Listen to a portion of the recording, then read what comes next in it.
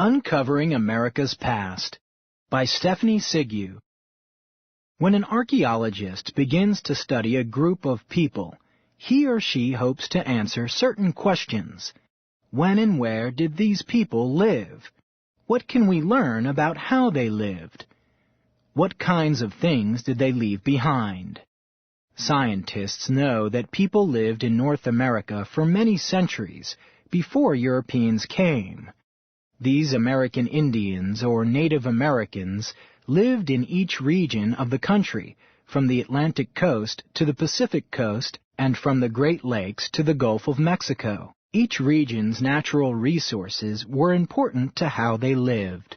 What we know about how American Indians lived long ago comes from the work of archaeologists, as well as the knowledge passed on to American Indians today. American Indians of the Eastern Woodlands. One of the major groups of the Eastern Woodlands were the Iroquois. The name Iroquois is used to describe the members of several American Indian groups. These groups include the Mohawk, the Seneca, the Onondaga, and the Oneida. Each was a group living in the forested regions of the Eastern Woodlands.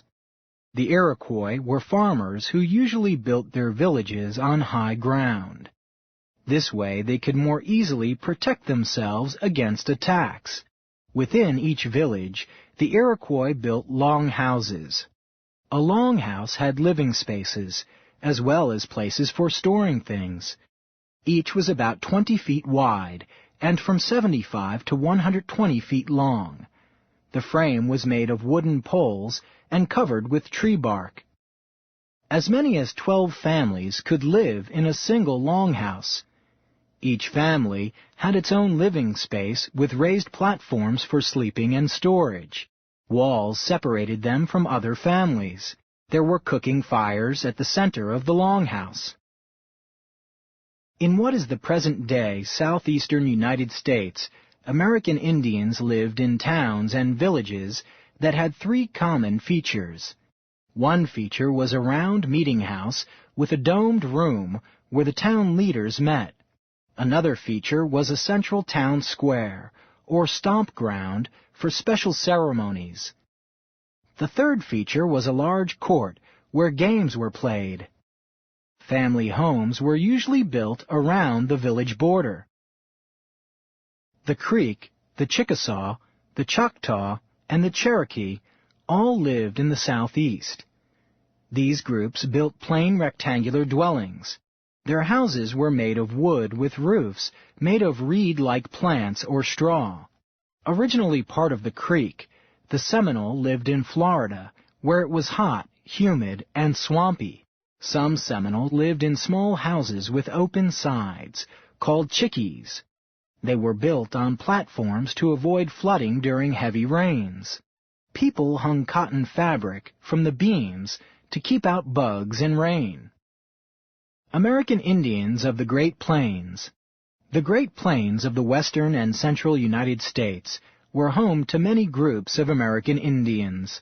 Some were sedentary, meaning that they stayed in one place and left only to go on buffalo hunts. For most of the year they were farmers. These groups included the Pawnee, the Omaha, and the Osage. They all lived in earth lodges. These lodges were square, with a floor built below ground level. The walls and roof were made from wooden poles, which were covered with woven grass and mud. Beginning at the base, the builders applied a coat of mud.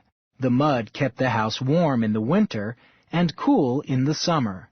An opening, or smoke hole, was left in the roof center. The Mandan and the Hidatsa lived in villages along the upper Missouri River in North Dakota.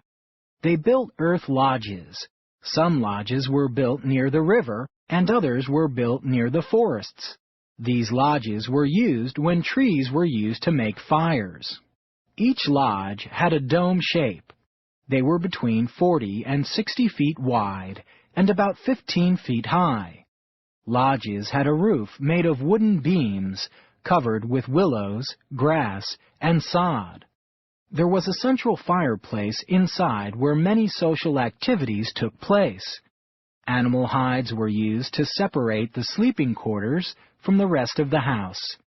A family kept all of its belongings inside the home, including dogs and horses. Horses were kept inside so they would not be stolen. Most American Indian groups of the Great Plains were not sedentary. They were nomadic people who were always traveling. They hunted buffalo and followed the herds that moved across the region. The Sioux, the Cheyenne, the Comanche, the Blackfoot, and the Crow were some of the many nomadic groups who lived in the Great Plains. The nomadic groups of the Great Plains created a home, called the teepee, that could be taken down easily, carried away, and rebuilt.